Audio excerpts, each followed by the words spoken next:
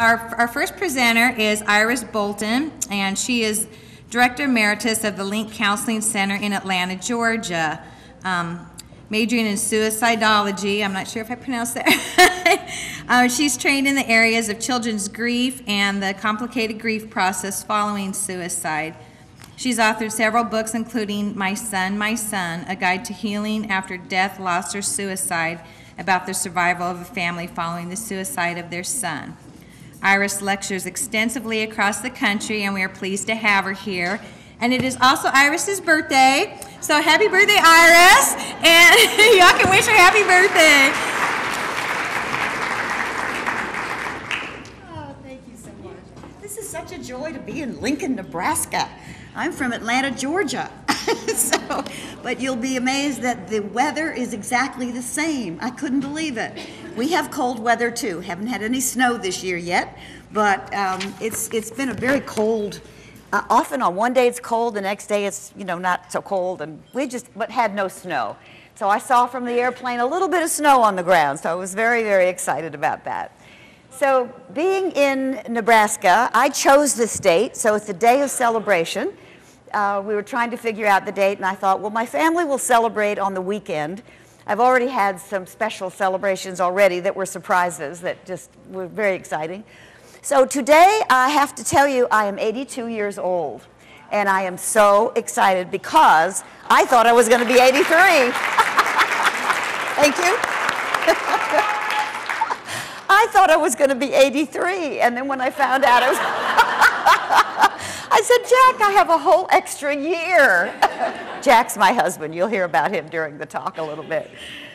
So this is a heavy subject we're talking about, but on the other hand, we have to laugh at times. Laughter is healing. We have to make this training and this exercise palatable. I guess that's the best word. It's an important work that you're doing. It's an important work that we do when we learn the warning signs of suicide. Why do people choose to give up on life? What is all that about? What are the risk factors? What are the protective factors? And what do we do to intervene? So there are three basic areas. There's prevention, intervention, and postvention, meaning how do you help in the aftermath of a suicide? When a completed suicide has occurred, how do you help the family members, yourself, whatever your relationship is to that person? And how do you go on with life, making meaning out of that trauma? So those are the three areas we're going to touch on very briefly. And I've given you a handout. I was just looking at the handouts, and they're wonderful. I guess, Chris, you and Laura, a lot of you put that together. It's beautiful. It's probably one of the best comprehensive packets I've seen. I felt a little badly sending you as many as I did, and look at your packets, even twice that thick. So you've got good resources. And if you don't read them yourself, pass them on to someone else, because they're really, they're good, they're excellent. You may find some inconsistencies in the statistics, but that's always the way. Statistics never match. And they're guesses, they're hunches. We don't get them for maybe 4 or 5 years past the year that you're looking at or living in. So take the statistics with a grain of salt. What I know is that for young people, well, they're about, everybody has a different figure. It used to be that they would say 29,000. Well, then it's now, I read 32,000. I read last night 39,000 per year in the United States. So I don't know. I think probably in the middle, 32,000 people give up on life every year in this country. That's appalling to me. A psychiatrist in New York City said, when there is one death by suicide, we are all diminished. So we have to find a way to get this to decrease. I've been working in this field now since 1977. And we've made a lot of strides. I mean, you would never have handouts like this being passed out 30 years ago. But we've worked very, very hard in Washington to get money to be given to states to do prevention. And so we're grateful, number one, that there is money today. There wasn't years ago. We're also grateful that because of the stigma is dissipating some, that we're now able to talk about this and have workshops about these three areas: prevention, intervention, and postvention, as they call it, or the aftercare. So everybody wonders, why does this happen? Why does suicide occur? Well, nobody knows. But what I do believe is that it is a combination of events that begin to pile up, one after the other. They accumulate. Usually it's not one reason. There may be one trigger, but there's usually not one single reason. It seems to be a complicated combination of things that the person doesn't talk about. They don't know how to ask for help, or they won't, or they're embarrassed to ask for help. So we have to be role models in how to ask for help. That asking for help is a good thing.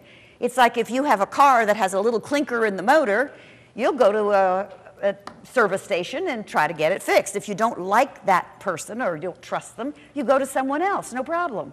Why is it that when it comes to mental health and issues, we do it for our body?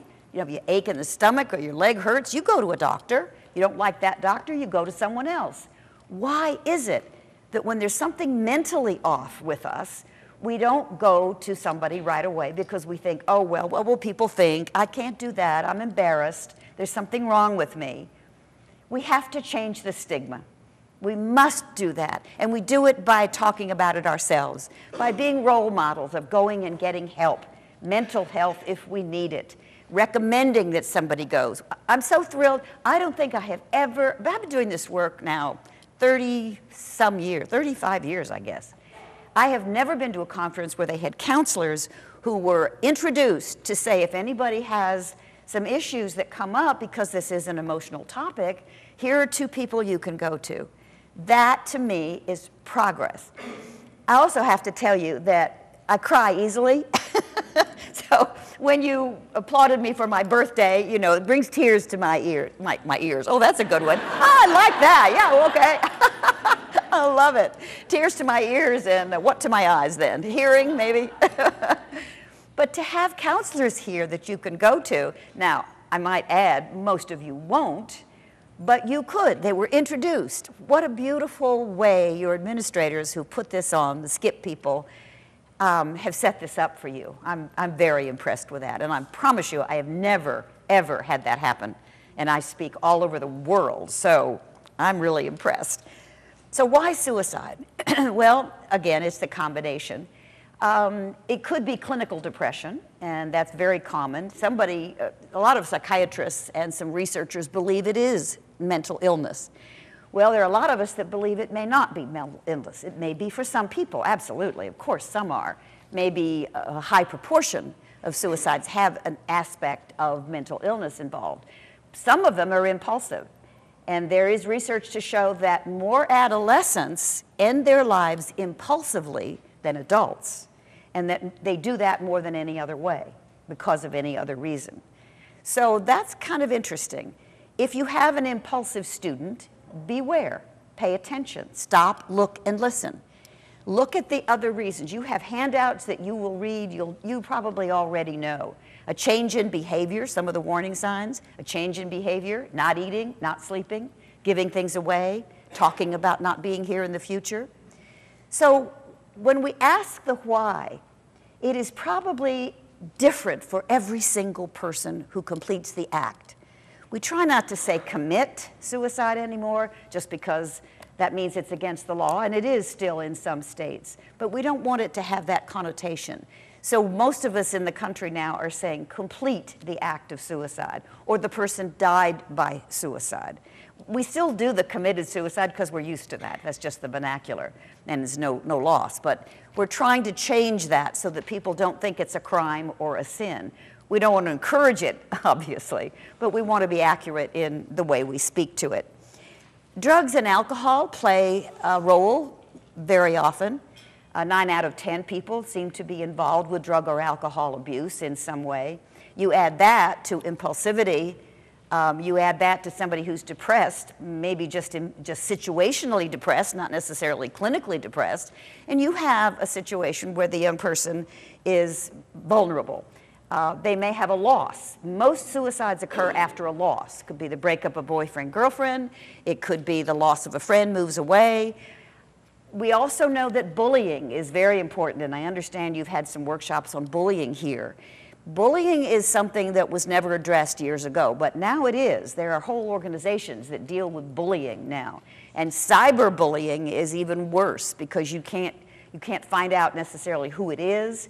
And once it's out there to thousands of people and an entire school, it's very hard. You can't bring that back. You can't get it back. And in our culture, a lot of people feel you're guilty if you're accused, not that you're innocent until proven guilty. And so what happens is kids bully other kids then who are the recipient of the bullying are miserable. Their reputation is ruined. They are embarrassed. They don't know what to do. And so sometimes with that combination, if it's at the right time for them in their life with other issues, may end their lives. And they may do it by shooting themselves, by drugs, overdosing, by a combination of alcohol and then using pills, using hanging. More boys use guns, but I have a whole handout in here that I won't go over at the moment, but it talks about firearms. And if you have a vulnerable student or an adult, you want to get the guns out of the house. Guns are with us, and we're having all kind of new gun legislation. In fact, in Georgia, they're now allowing, I think it's just about to pass, that you can take a gun, a handgun, into church, and there was one other place you could take it. I was appalled because they have proof, there's research to show that if there are guns available and the person is depressed and wants to die in that moment and the gun is available, they'll probably succeed. So we have to be very, very careful about that. Lock your guns up if you have them. We're not saying don't have a gun, we're saying lock it up. Put the key somewhere else so that the children cannot get to it. There are more deaths by suicide by guns than any other issue, any other way of dying. So we want to be very, very careful and sure that we get those guns out of the hands of children. There's also a saying called 3H that I like to pass on.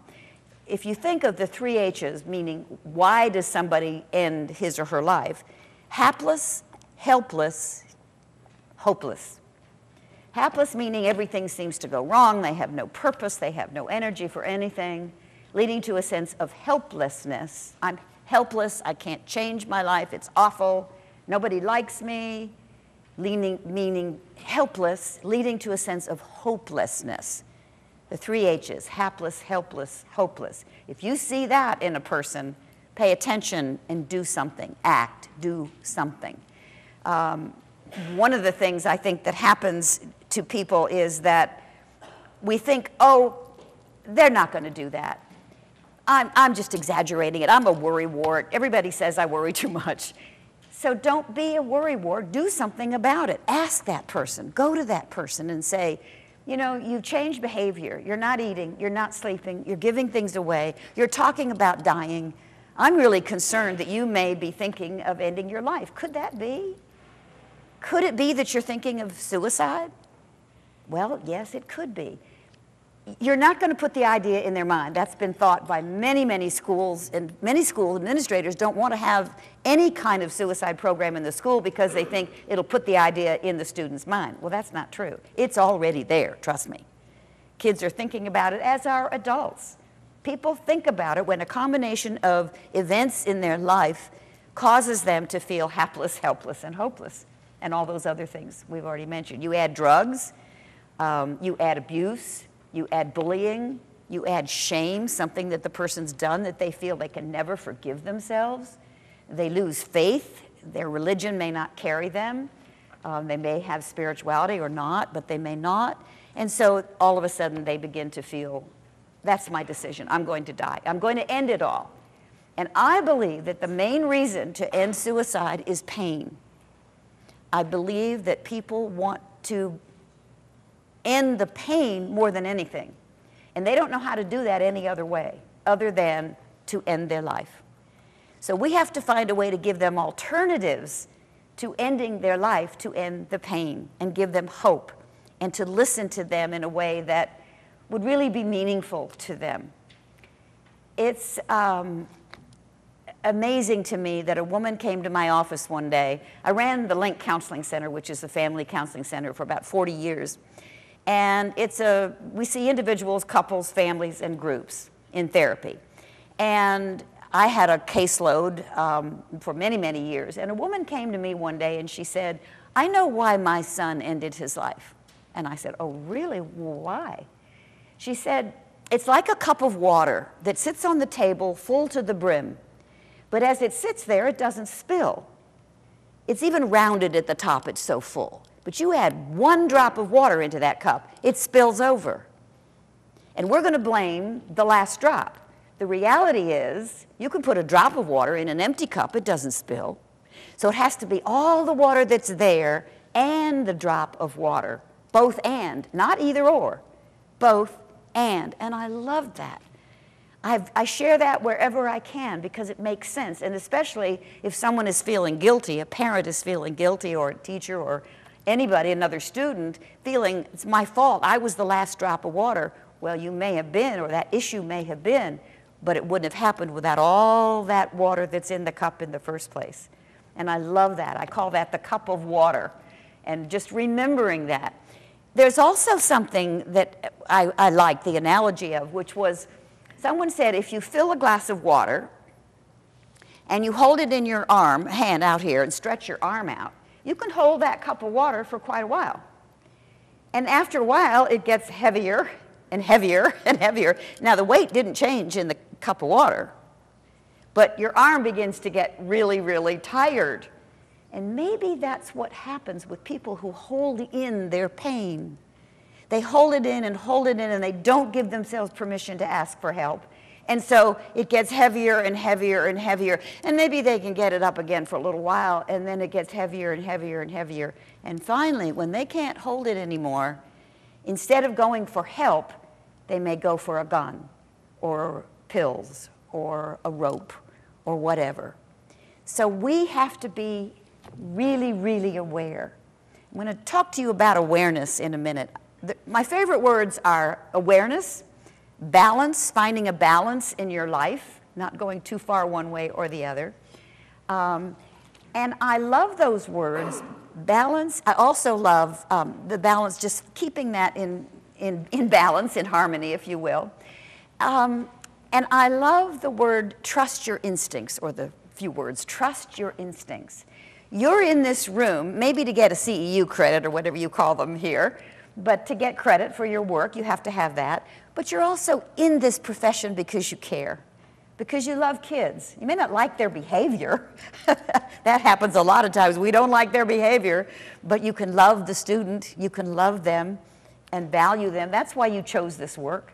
So if you will trust your instincts, you probably don't need these papers. You probably don't need anything, because your gut will start telling you something's wrong with this student. I don't like what I'm seeing. I don't like the way they're dressing, they're withdrawing, they're talking about not being here in the future. One young man told his friends that he wasn't going to be on the basketball team. He didn't make the basketball team, so he was going to end his life. He just couldn't see any point in living anymore, and they could go on and, have basketball practice, but he wouldn't be there. They laughed at him. You're crazy, get out of here. One boy didn't like that sound, and he trusted his instincts, and he went and told a teacher. And that teacher said, are you sure that's what he said? Yes, I'm sure. He said he wasn't going to be here. He wasn't going to live anymore. He didn't want to live. He wanted to die.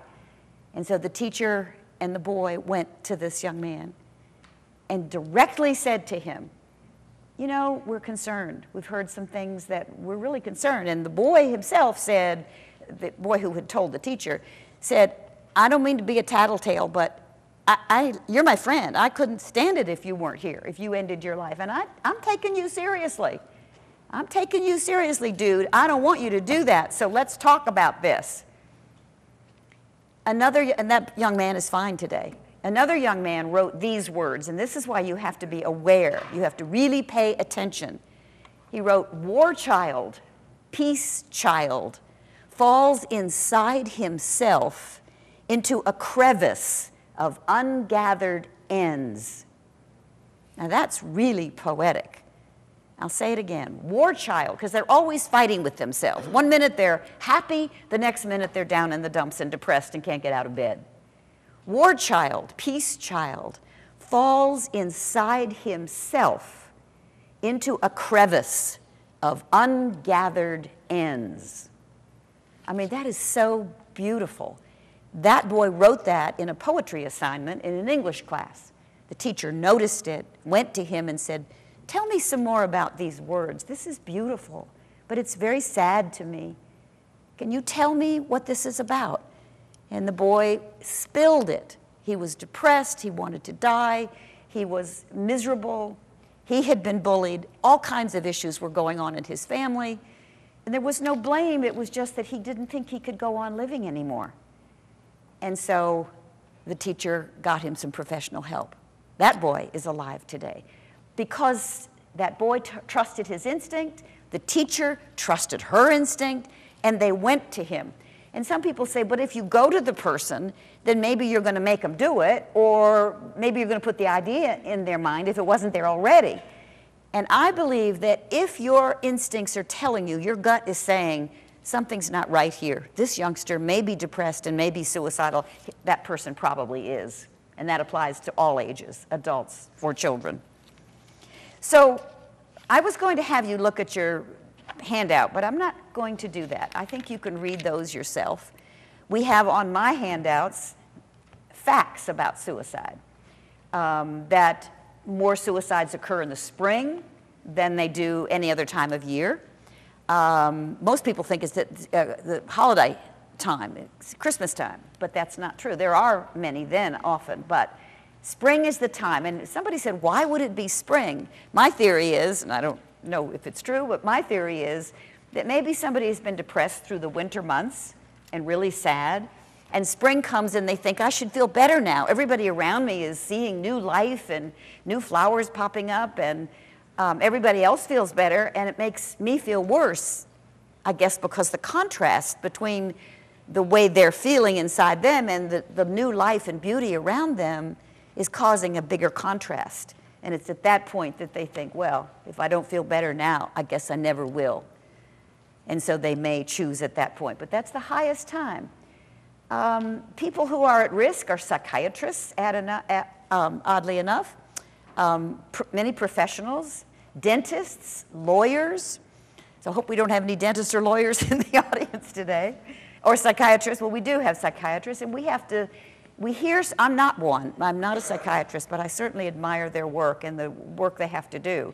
I think sometimes too much medication is given too quickly, and many people are allergic to medication. And so it's hard to find the right medication to treat the chemical imbalance. I believe that depression is caused by a chemical imbalance. It's like alcoholism. People used to think you just weren't strong enough to not drink. Alcoholism is a disease, and depression is a disease, and most of the time it can be treated. So be aware, be aware. I want to help you remember that word. When I go back to Atlanta, I want you to remember the word awareness, because I think that saves lives. Just to pay attention to what people might be saying, doing, looking like, if they look like they haven't slept in a long time, if they look like they haven't changed their clothes, if they look like they're withdrawing, if they're saying things like, I'm not going to be here after spring break like the young man did. I don't think I can go on living if my boyfriend does this or that. Or if my girlfriend breaks up with me, I'm just going to end my life. I'm just going to kill myself. So we hear those phrases thrown out and we don't pay attention to them. So I want you to remember the word awareness. So I'd like everybody in the room to close your eyes for just a minute. I want you to think of the person next to you, either on the right or the left. You can choose either one. And answer these questions about that person. Is it a man or a woman? What color hair does he or she have? What color blouse or shirt or sweater are they wearing? Do they have on slacks or a skirt or jeans? What kind of shoes do they have on? Boots, sneakers, thongs, dress shoes? What color are the shoes? What color are his or her eyes? That's a hard one. Now open your eyes and look and see.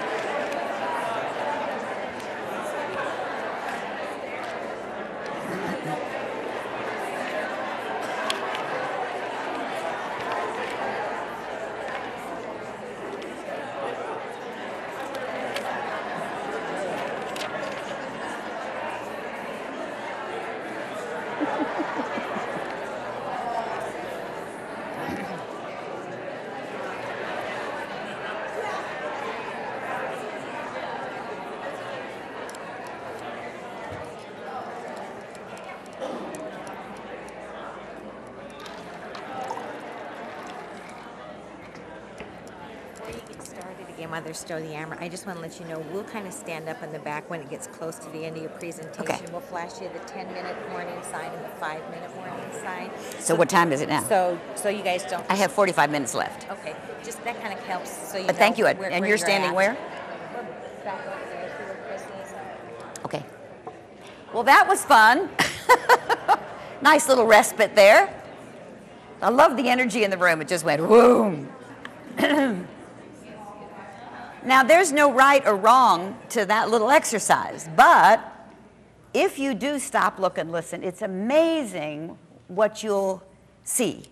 Now, it doesn't matter what color shirt people are wearing or what color their eyes are or anything. It matters whether you notice or not, because usually when you go to your work or wherever you are, you're so busy. You've been busy where you were. You rush and you sit down, even like here this morning. You probably rushed. You got here. You had something to eat. You were chattering, talking, having a great time. And then you have to be still, and you really haven't stopped and looked and noticed anybody, really. You talked to them, and you were maybe animated, but you maybe didn't notice. But noticing is the way you're going to see if one of your students maybe is not doing so well. They're usually up, and today they're kind of up, but they look like they're faking it. And those people who feel like an imposter are also at risk for suicide because they think, everybody thinks I'm this happy-go-lucky person, and I'm really not. And if they found out, they wouldn't like me. So I have to pretend to keep on being happy, and I'm not happy. So stopping, looking, and listening, really becoming aware. Not every moment, we can't do that every moment, but when you're in your classroom or when you're working with a student or when you're face-to-face with someone, pay attention to that. I was going to do some other things, but you're such a fun group, I'm going to change it. Let's see, I need to have one thing before I do this, because I wasn't going to do this. Oh, I do want you to know in your handouts, there's something called primary coping skills to prevent self-destructive behavior. I think if we could teach these skills in kindergarten all the way up through high school, we wouldn't have as many depressed kids or as many suicides as we do. Just for example, really quickly, building self-esteem, communication skills, teaching kids how to communicate and how to ask for help, and that's a good thing, how to build friendships and keep them, how to have those skills, how to do positive failure. Do you know what that is, positive failure? Our culture is all about success. It's about being number one, and I think we need to teach them about positive failure. I'll tell you about one of mine. I reared 4 sons, and one day, two of them were little. One was in kindergarten. And I had a family, my center hadn't been started by then. This was a long time ago. My center, the Link Counseling Center, had not started, and I had a family that had come to me from our church. They were very unhappy. Their daughter was, they thought, very, very sad and was pregnant for the 3rd time and not married, and they were just struggling. And I had to go pick up my kindergarten child. I had 2 boys in school. I had to go pick up the kindergarten child, then another child a little bit older, and then get back to this family. So I said, I'll be right back. You just stay here, make yourselves at home. So I race off. I pick up the kindergartner, pick up the other little boy, and then I was driving by my other son's school, 2 boys in the school, in elementary school, and I hear this siren behind me. And I'm thinking, oh, he's in a hurry. I better pull over and get out of his way. Well, I pull over, and of course, he pulls over. And he gets out of his car, and he says, "Lady, you were speeding." I said, "Well, oh, I'm so sorry. I didn't realize I was. I'm trying to get back to this family that I'm working with." And he said, "I don't care, lady. You're going to get a ticket." Well, 500 little heads came to the windows of the school where 2 of my boys attended school. And when they got home, they said, "Mom, was that really you being arrested outside school?" Well, I was so embarrassed. I was just so embarrassed. So what I did was, they took my driver's license away for 90 days. Now, if you have 4 boys, and they're all in different activities, and have to go to school and all, I decided I had to do something drastic. So I looked in my backyard. I had horses. I used to teach horseback riding. So I decided to rent a buggy, and I hitched the buggy up to the horses, and we had a horse and buggy ride. The kids got to school, I got them to their activities, we had a ball for about 3 days. And at the end of the 3 days, the judge sent a patrolman to come to me and say, "The judge wants to see you in his office." This is a little town that I live in, a suburb of Atlanta. And so I went in to see the judge, and the judge said, "Lady, you are a menace on the highway. Here's your driver's license back. Get off." I said, "Thank you very much, sir." Got my driver's license back, got my car back. That's positive failure. And we need to help youngsters understand that failure isn't the end of the world. It's a way to learn. Every time I fail, I learn something. I have to tell you something this morning. I did this morning, and it's a good omen. When something goes a little off, I know that's a good omen for a speech. I once got locked in the bathroom in the stall, and I couldn't get out, and I'm supposed to be speaking in 2 seconds, and I have to bang on the thing. Finally, I crawled underneath the door and got out. But this morning, it wasn't drastic. I just got up, I was a little sleepy, and I wanted to put some throat spray, just, normal thing to do, put throat spray. And what did I do? I picked up my hairspray. So if my throat goes, I will blame it on that. So you have to laugh at yourself, and that's positive failure. It wasn't a failure, it was just, a mistake. Okay, creating a support system. Do you have one? Do you have all these things for yourself? Do you have a good self-esteem? Do you know how to fail positively? What do you do for stress management? That's really important that you have a way of stress management. I drum. I studied with Lakota a number of years ago in Canada, and they use drumming for dealing with stress and keeping your immune system boosted. Believe it or not, there's research to show that. So I do Native American drumming, and I have 2 different groups. One is a support group of just 6 women, and we've been doing that for 35, 40 years. And then the other one has, maybe 18 people in it, and I have 5 big powwow drums in my sunroom. And one is about 52 inches wide and that tall, and we put people underneath it and drum over them. And it's just magic. It's magic. It really keeps you well, keeps you healthy if you don't spray your throat with hairspray. So stress management, what do you do? Do you run? Do you play tennis? Do you exercise? What do you do? So these are not just for your students or the people, your children or people you're working with. Making decisions and choices, how do you do that? Do you have a process for that? Help children get a process for that.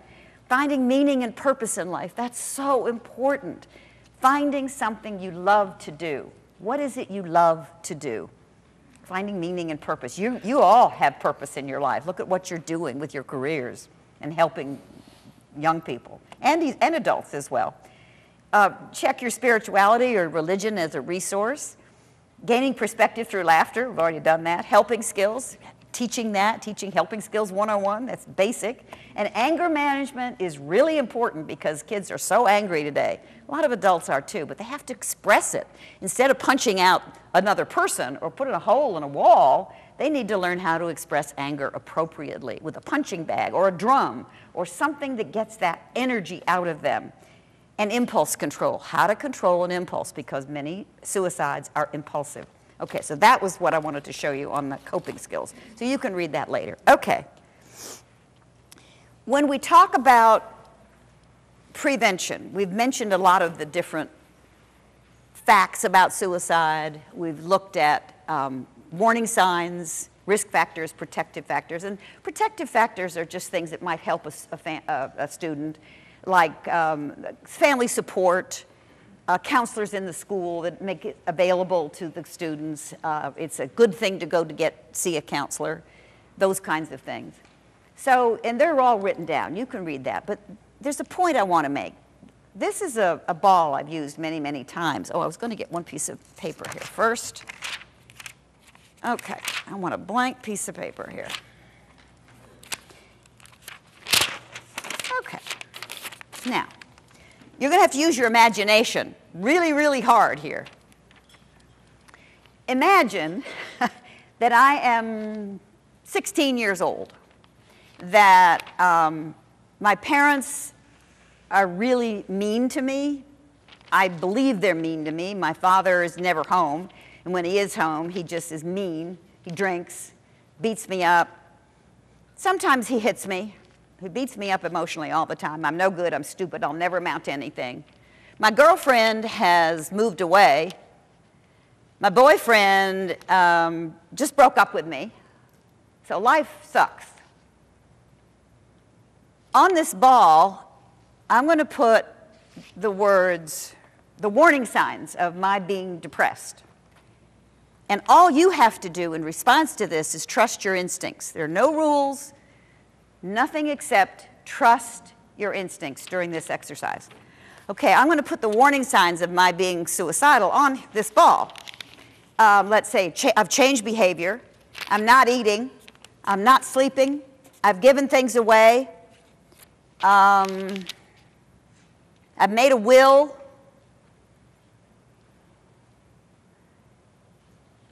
and I've written a note and left it under my pillow.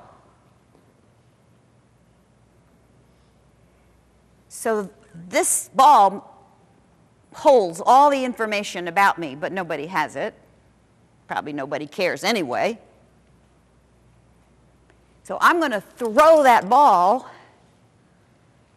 out into the world just to see what happens. Now you have some information about me that I don't know you have, but you have it. I mean, a ball could have fallen on the floor, nobody would have picked it up, or maybe somebody would have picked it up. But now you have some information about me. So let's see what happens. What are you going to do with that?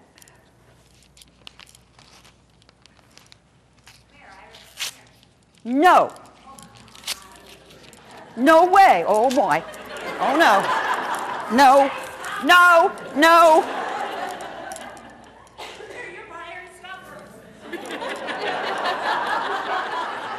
Same to you, lady.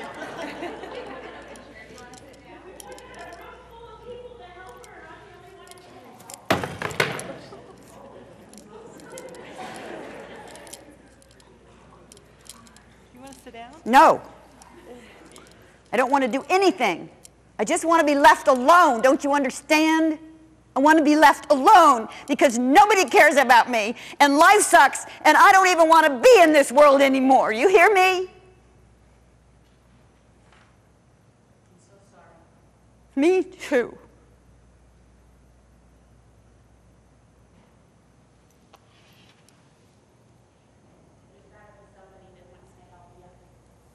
What? What are you going to talk about? Tell me what to do? Call my parents? Nope. Make me feel better? I don't feel better. I feel awful. I want out. I am in so much pain. My mother hates me. She brings boyfriends home, and they go into the bedroom, and I can't even stand it anymore.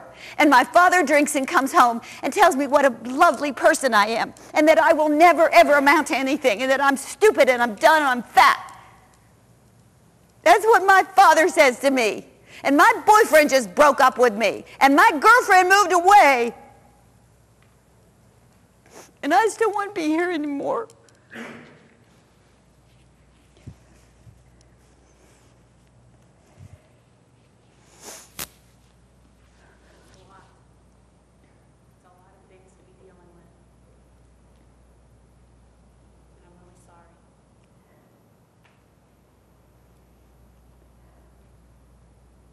You ever felt this way?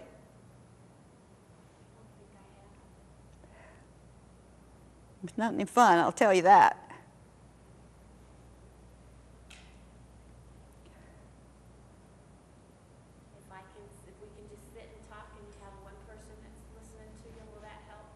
No. No, I don't think so. No, no, I think, no. That's okay. Thank you very much. You're very nice. I appreciate what you're doing, but I'm out of here. She doesn't know this information. I'm not letting you shut the door. It's okay. It's okay. It's okay. Okay. We love you. You're loved. It's a lot. There is help. You guys are wonderful. Give these ladies a hand.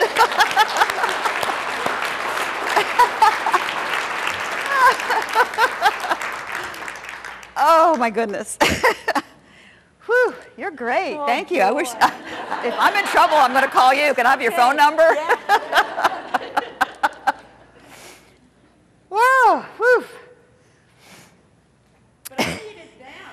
When you were taking off, man, I knew. Yeah, you did. And they got up. They got up. That's the point. They're my friends. Yeah. Okay, so let's review what happened here.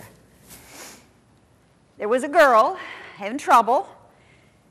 She threw out warning signs, and most people give clues about their being suicidal. Most of them do, not all, and you have to be aware to see it, the ones that don't.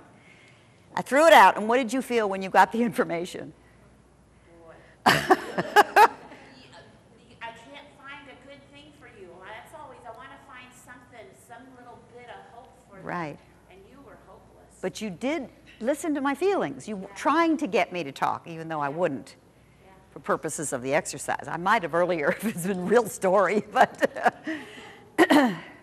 So then what happened? You took off. Uh-huh.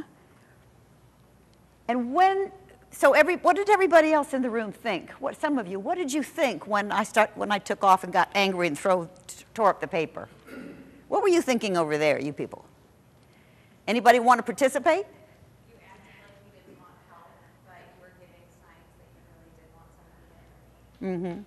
So the instinct to do something and get up and help or grab me, I was real close to some of you all, and you were. And you asked for it. You really were asking. Nobody moved. How many of you wanted to do something? Sometimes, though, it's better to let one person do it. That's true. Sometimes when you bombard a person, they That's get true. even more anxious. And they may run faster. She was doing so great. She was. I think the best thing is to listen. They're so hopeless. At that stage, you're not going to buy anything she's got to say. Right, and at that stage, if several people had done what happened over here, I might have really been Yes. angry. Yes. And so she was listening. She was doing a great job. And I might have started coming in closer, maybe see if you would let me hug you or put a hand on you like this. But you were not even wanting to, you started to bolt, and that's when they went to get you. And that's probably what we would have done at school, but then to get you and keep you, to get you an intervention. Either Right. emergency protective custody or something. I know you wanted help, but you were doing so good. I was afraid too many people at that time. It's both and, yes. Sometimes, and you have to trust your instincts, which you did, and all of you did, so that's good. But when I started to bolt, what happened in the room? Did you hear something? Anybody? There was a reaction. We all took a deep breath. Okay, but I heard laughter. You know, our speaker's gone, the girl is gone first. Maybe you were thinking, girl's gone, our speaker's gone, what's going to happen now? But usually I get out the door and I can hold it, and I'm pretty strong, and so I can hold the door and they can't get me out, and then I have to bolt through to get back into the room. But 3 of you got up, and 1 of you was so fast that I couldn't get the door closed. I hope I didn't hurt you. Because I was pushing the door on her arms and legs. And then at the end, they came around me and we hugged. And then I knew I was safe, and I knew from then on. Of course, that ends the role play. So how many of you really wanted to participate but didn't know what to do, but kind of wanted to? Anybody? Hands? I think a lot of you want to, but you don't know what to do. And so you don't do anything. And sometimes there's a good reason that you want to wait and see, because she was doing such a great job. There wasn't any need to do that. So you can do this yourself if you want to teach students how to look out for each other, because we have to take this from the teacher, counselor, adult level down to the kids. Peers help peers better than anybody. And in many schools, we have a peer program. I see you have a whole thing, a handout that's given to you, I guess by Skip, that, and I have a short one in there about how to set up a program in the schools. How many of you have programs set up in your schools already? Suicide prevention, crisis teams, and that kind of thing. Well, some of you and some of you don't. So I hope you'll really look at that, and maybe we'll talk a little bit about it. I've got about a little bit more time. So, but you can do this with your students. I started out doing this with just one man who stood up. In fact, I didn't have a ball. He just stood up and started talking to me, kind of like you did. Big, tall man, and he was amazing. And so that began a kind of role play. And the next time I did it, and finally, eventually, I started doing this to put the clues out here, the warning signs, because you want to do that. You want to teach the warning signs. The kids love it. And I'll do it in classes with kids, and they will, when I'm running out the door, they'll usually grab my arm. I mean, they really hurt me occasionally by grabbing my arm. They were not going to let me go. Because we have to teach the kids, the ones that first know that somebody's suicidal. Either they've been told, or they notice, or they've overheard it, or they've been directly told. This is what's going to happen. So we've got to teach them how to intervene, what to do to intervene.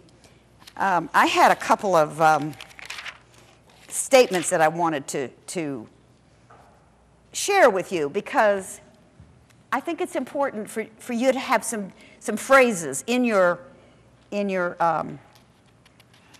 okay, I want to just see if I can find those.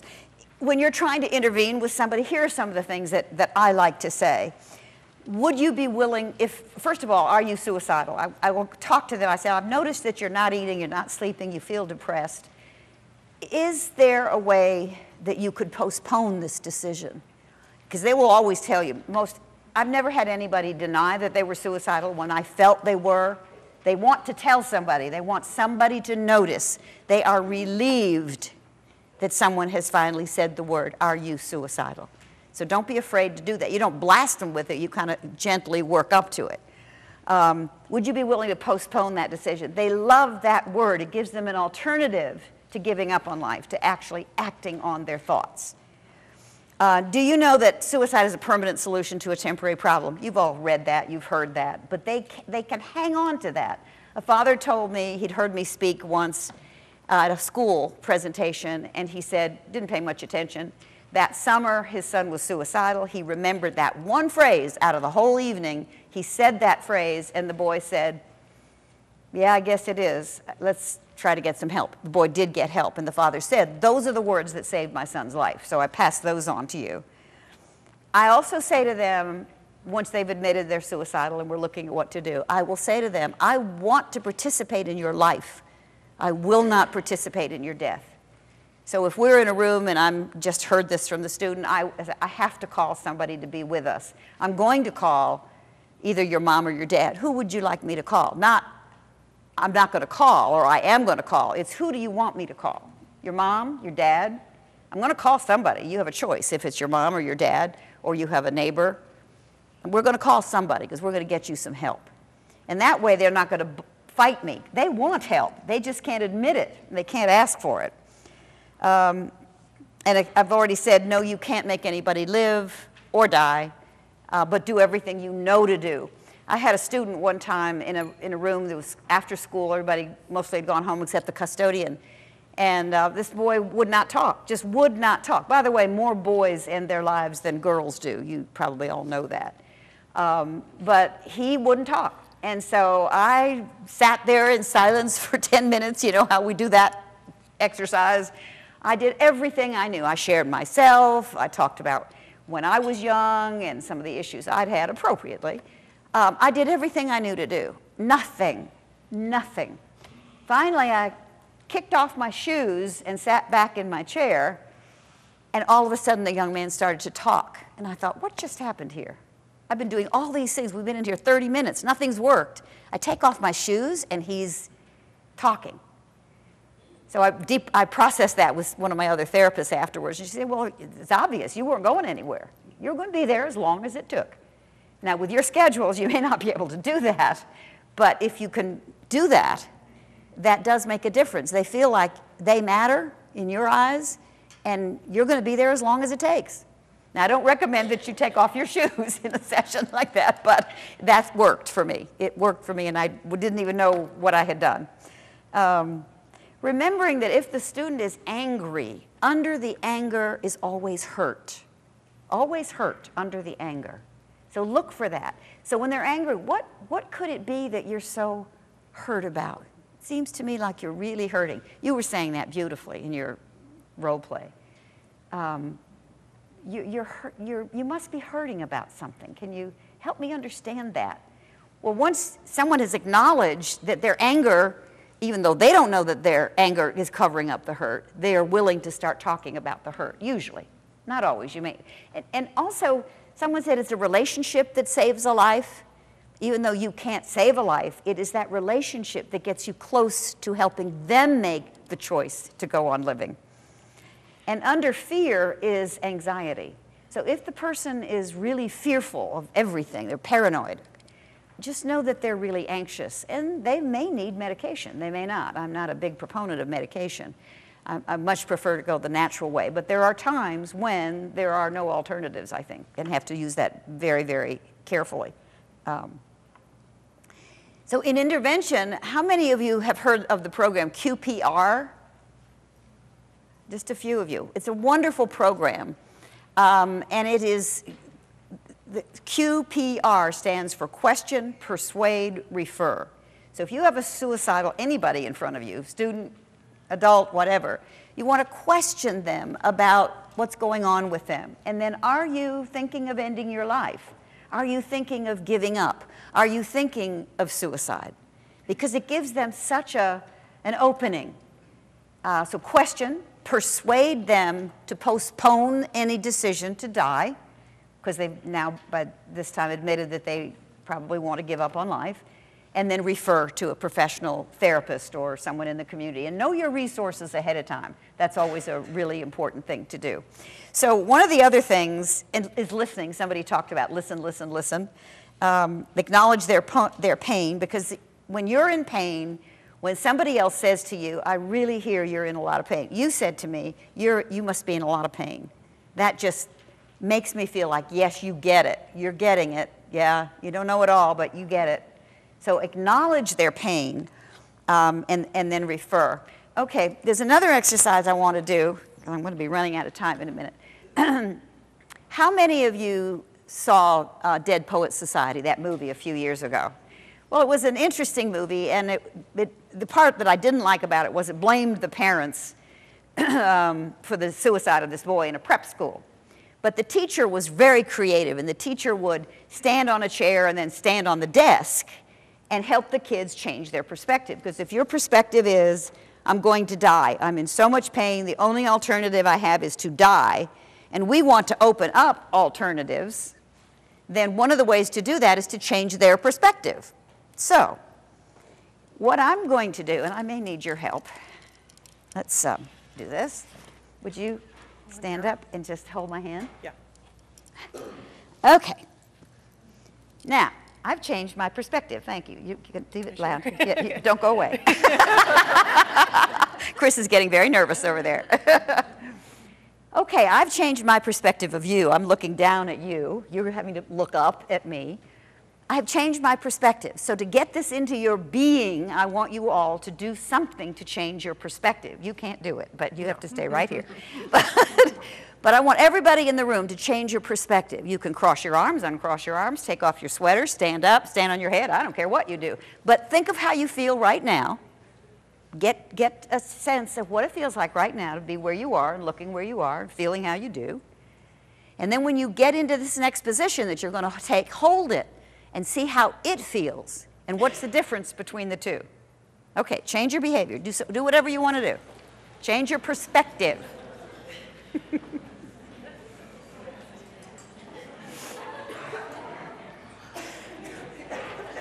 and hold that position. Just hold that position. Now, how does that feel? How does it feel different from where you were just a minute ago? Okay. All right, now go back to where you were, and thank you very much. Thank you.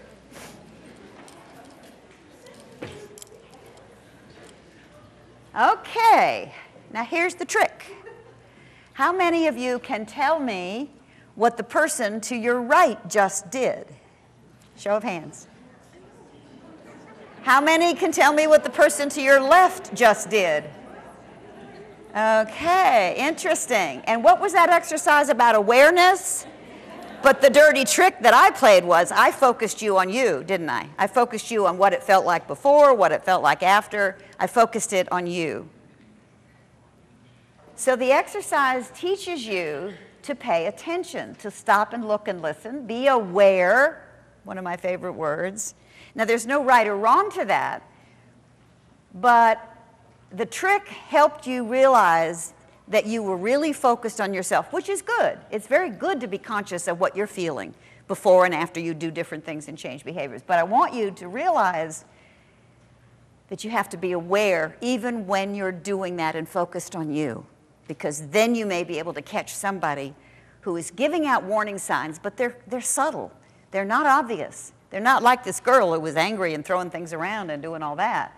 They're very subtle. They're masked. There's depression and there's masked depression. I think you have that in your handout as well. Okay. I guess I need to tell you in the postvention part that in 1977, I was rearing 4 sons with my husband and came home from doing some community service work. We have carports in Georgia. We don't have garages necessarily. It's a carport, meaning it's just a roof and it's open on all sides, except the side next to the house. It's attached to the house. It's just a covering. And I came back and there was a truck parked backwards in our truck, backed into the carport. And I thought, what in the world is the truck doing backed into the carport? My husband came out as I drove in. I had gone to the grocery store. We were having 40 people from our vestry, from our church, that night for dinner. So I'd been to the grocery store on the way home and had to unpack all that, but I saw my husband come out and my oldest son came out and said, "We have to go to the hospital." And I said, "Who?" They said, "Mitch, second born." It was John, Mitch, Bill, and Bob, 22, 20, 16, and 14. I said, "Who?" They said, "Mitch." I said, "Motorcycle," because he had a motorcycle. He was worried about his safety on, and my husband said, "No, worse." My stomach turned over, and I knew something terrible had happened. I didn't know what. We drove to the hospital, and I was greeted there by my husband and another son who said, "It's too late, Mom. Mitch shot and killed himself." And I said, "He did what?" I couldn't get it. I didn't know what those words meant. They were foreign to me. They repeated them. I said, "Where is he? I must see him. I will see him." And the loving men in my family were pulling me back. "No, don't go in. You don't want to go in." But somehow I knew I had to face the truth. I had to look. I had to see. So I bulldozed my way in, found the room. I don't know, maybe divine grace. I don't know how I found his room in the emergency room. He was on a gurney, and he was on a heart machine, so his heart could be donated, his kidneys could be donated. They weren't doing heart in those days. This is 1977. Nobody talked about suicide. Nobody paid any attention to it at all. You wouldn't even tell anybody if it had happened to you. So here we were in the hospital, and I was just stunned. I couldn't get it. I couldn't get it. Finally, I did begin to get it. The nurse said, "You have to leave now so we can take his kidneys. Your husband has given permission." I said, "Well, yes, of course, but he's alive." His chest was going up and down because he was connected to this machine. I couldn't get it. I did finally get it and realized that my son had somehow died. I couldn't understand that he had shot himself. Why would he do that? He was popular, charming, loved life, talented, gifted, played the guitar, sang, entertained, life of the party. Everybody adored him. Everybody wanted to be like Mitch. Long, beautiful, dark hair, a beautiful spirit, but hid his depression. He had been depressed about a year before. He told me that he had bought a gun. We took care of that. We got him into therapy, but he didn't like it. He wouldn't share, and he said, you know, I'm an imposter. Everybody thinks I'm just so good and great, and if they knew the real me, they wouldn't like me. And I said, oh, yes, they would. You know, you say all the things. He got better, got very much better, and got better at being an imposter. And then one day shot himself after his girlfriend broke up with him. We didn't know there were three, we didn't know there were 3 girlfriends. We only knew about one who broke up with him, and we can chuckle about that today. They started coming out of the woodwork, and one of them said, but he had asked me to marry him. And I said, well, I imagine he did. You're very beautiful. And another one came up at the coffin. We had an open casket, and you know, he was going to marry me. He asked me to marry 3 women he had promised to love, honor, and obey, or was going to.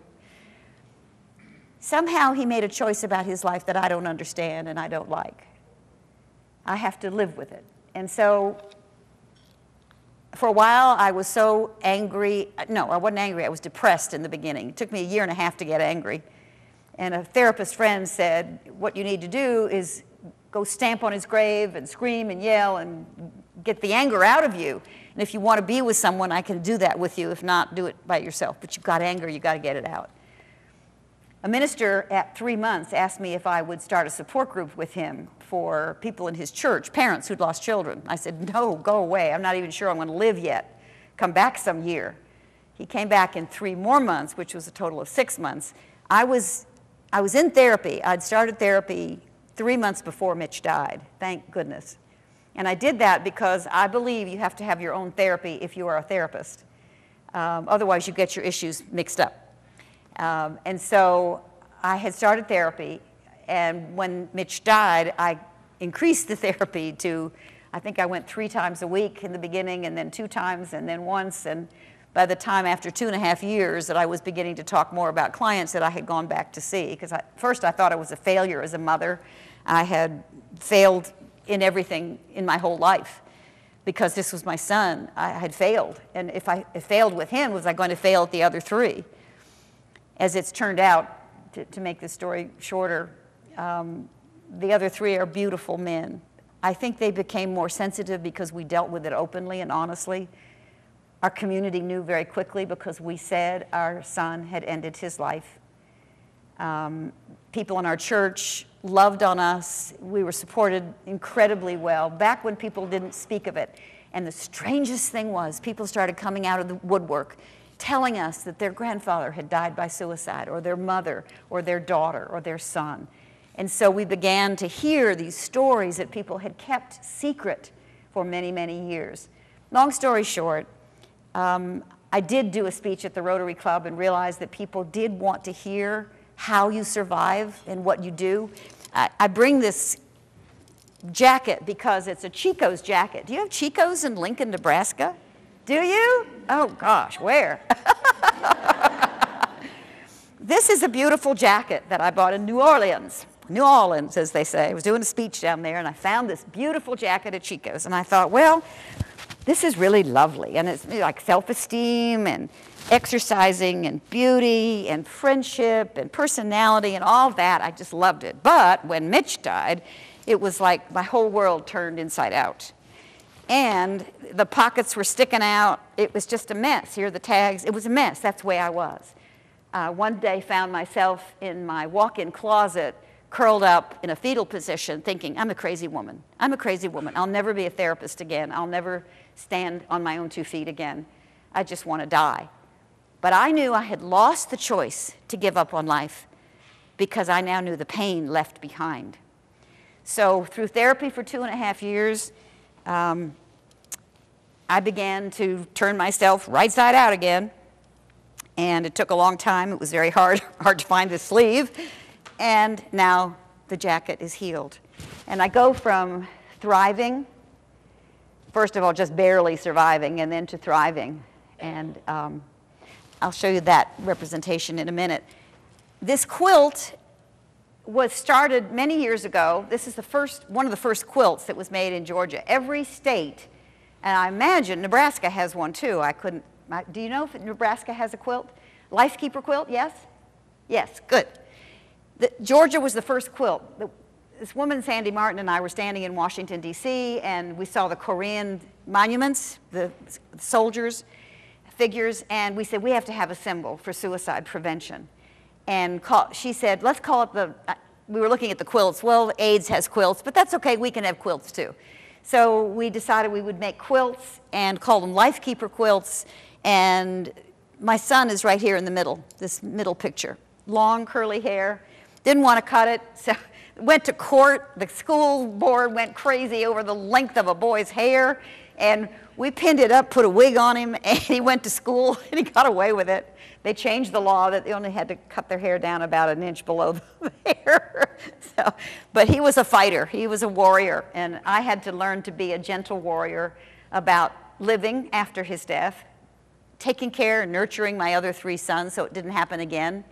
And suicide is not inherited. You need to tell people that because it's not inherited. The proclivity to depression can be inherited, but not the act of suicide. And people think, oh, well, my father killed himself, I guess I will. Or my grandfather did it at 45, I guess I will.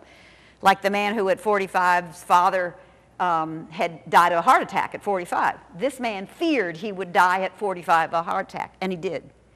So we don't want people to think it's inherited. But these quilts now go all over the world. And every state has 3 or 4 or 5 or maybe even more.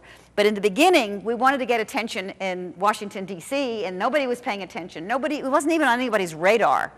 And so I had this bigger quilt, much bigger than this. This is my traveling quilt that this woman made just for me. But we were in the halls of Congress, and Jeb Bush was in office at that time. I guess he was a senator then. And this guard came out. I had this bigger quilt over my arm, and this guard came up to me, and he said, lady, you can't open that here in the halls. You know that. I said, oh, really? That's interesting. Jeb Bush comes out of his office, and I trip, and the quilt just sprawls itself across the floor. And Jeb Bush comes over and look, what's that? What's that? And I tell the story, and then there are lots of us in T-shirts with SPAN, Suicide Prevention Action Network. There are many organizations now that have grown up that are fighting for prevention, intervention, and aftercare, and money has been now designated by our federal government to almost every state to do prevention, intervention, and aftercare. A lot of it in the schools, a lot of it in the community, so much good has come of that. And I'm going to be out of time. So 2 things I want to do. Can the person who's going to help me with the screen? There's a tree. I was invited to go to Oklahoma City 2 years after the Morrow building was bombed. And I had my back. The building had been totally razed. It was gone, except for this fence around it, which had flowers and teddy bears and messages. And I said to the man who had been on the 5th floor of the building when the bomb went off, and he was as close to someone having coffee as you and I are. And when the bomb went off, that part of the building just disappeared. He ran out the steel stairs behind him and realized what had happened. The building was bombed or something. He ran back in 17 times, pulling people out. So he asked me to come 2 years after that and speak to the families. And I kept thinking, what could I offer them? I've only lost 1 son, and here they had 168 people who died. Well, I had my back to the fence, one on the other side of the street, and I saw this tree, and I said, what was that? He said, it was a parking lot. And when the bomb went off, the cars blew up and burned that tree and scorched it. And you can see a little bit, the bark and the trunk of the tree is all dark and burned and scorched. But it was springtime, and I said, look at the top. There are green leaves up there. The students in the agricultural school had played music for the tree. They had sung to it. They'd fertilized it and watered it, and it was surviving. So then the next picture, I went back 2 years ago, and here is the tree. Look at the leaves. I mean, the bomb building is still there, but the leaves are beginning to thrive. So it went from surviving to thriving to, so the last picture, flourishing. It is flourishing. And that's me under the tree, believe it or not. I had the man take a picture. So that's a motto that I love to see. survive, thrive, flourish.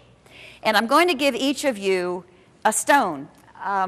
There are beautiful stones up here that I carry with me always and give them away. And if you need to take more than one or two, they used to be really big, but as I've gotten older, they've gotten heavier. I've gotten smaller stones. But the stones have energy. They're unique and they're special. And there's a wise woman's stone.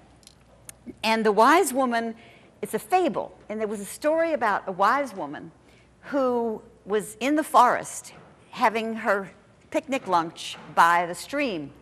And a beggar came along and he said, "Oh, I'm so hungry. Could you please give me some food?" She opens her bag and said, "Of course, I have more food."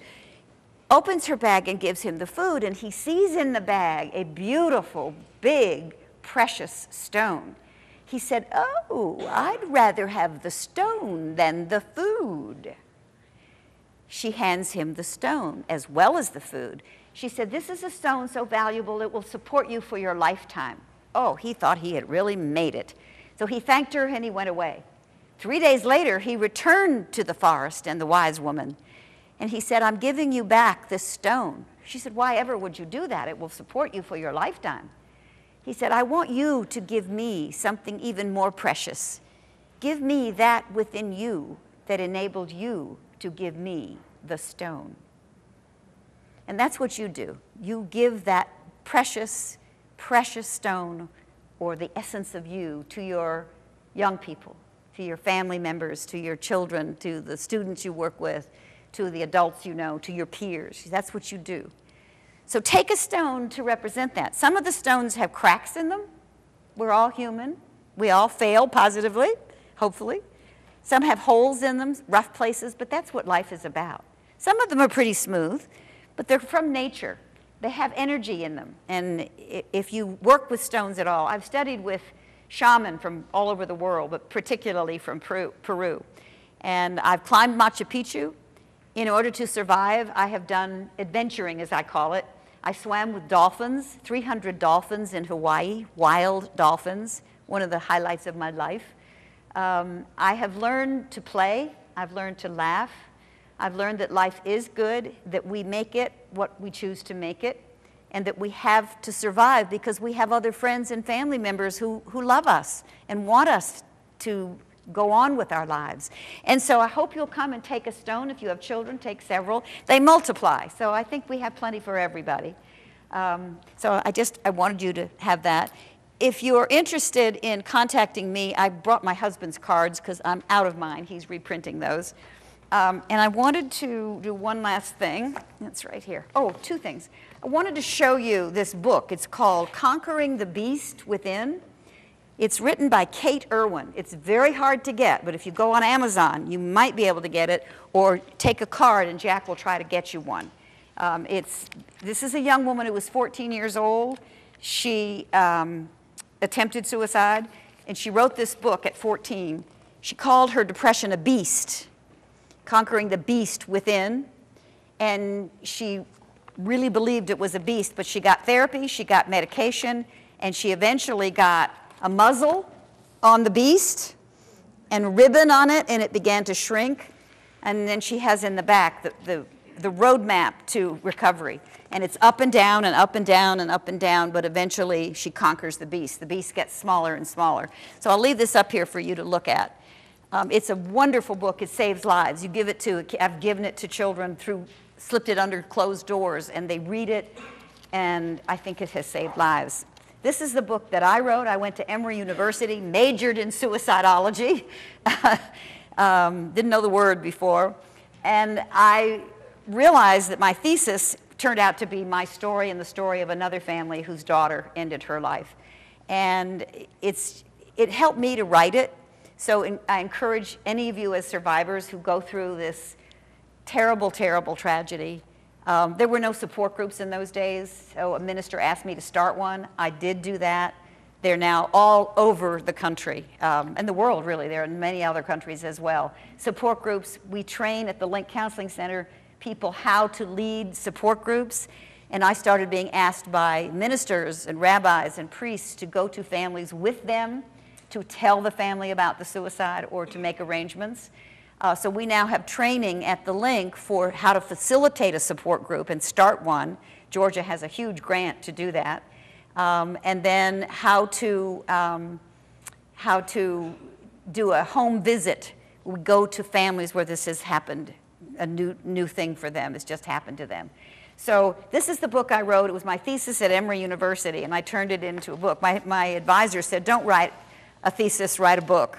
So I wrote My Son, A Guide to Healing After Death, Loss, or Suicide. And I wrote this in '83, and it was the only book out there because people weren't talking about it. Now there are lots and lots of books, and people are telling their stories. So I am so grateful we've come so far. And the school programs, that's a whole nother day workshop. I wish we could talk, I had more time to do that. But look at your material. If you don't have a crisis team in your school, please get one set up. You know, you can talk to Chris Ivory and the people with Skip, and there are other people in this room who know how to do that. Make sure you're prepared and you have a telephone tree so that you can get the information about what's happened once you get the truth. Be with the family, support them. There are all kinds of things to do, so maybe we'll do that in another workshop, and probably you have that the rest of the day. So I'm going to close with this. These words came to me and, after Mitch's death, and they seemed to help other people, and they certainly helped me. I don't know why. I'll never know why. I don't have to know why. I don't like it. I don't have to like it. What I do have to do is make a choice about my living. What I do want to do is accept it and go on living. The choice is mine. I can go on living, valuing every moment in a way I never did before, or I can be destroyed by it and, in turn, destroy others. I thought I was immortal, that my family and children were also, and that tragedy happened only to others. But I now know that life is tenuous and valuable. So I'm choosing to go on living, making the most of the time I have, valuing my family and friends in a way never possible before. I thank you all very, very much. I thank you for your work. God bless. Thank you.